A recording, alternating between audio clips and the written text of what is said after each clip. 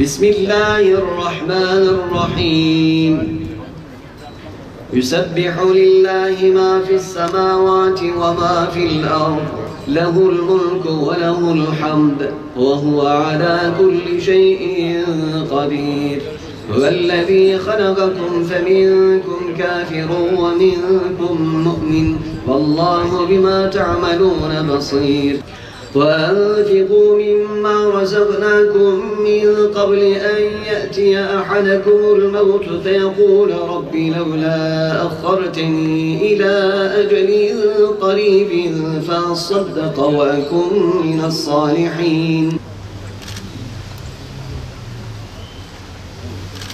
الحمد لله رب العالمين والعاقبة للمتقين ولا عدوان إلا على الظالمين والصلاة والسلام على رسولنا محمد وعلى آله وصحبه أجمعين. اللهم ربنا يا ربنا تقبل منا إنك أنت السميع العليم وتب علينا يا مولانا إنك أنت التواب الرحيم. Huzurlarında bulunduğumuz vatan, millet, din ve mukaddesat uğruna fedai can eylemiş olan şühedamızın ruhuna ithaf ediyoruz. Rabbim sen kabul eyle ya Rabbi. Makamlarını âli eyle.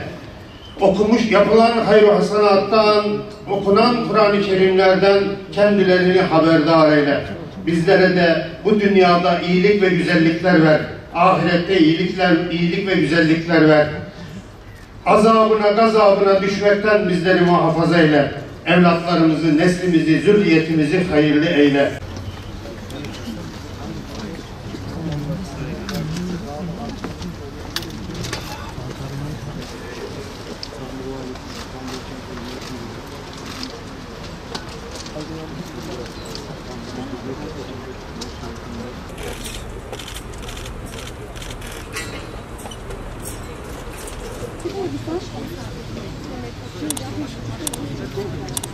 Sonra çare ekledim.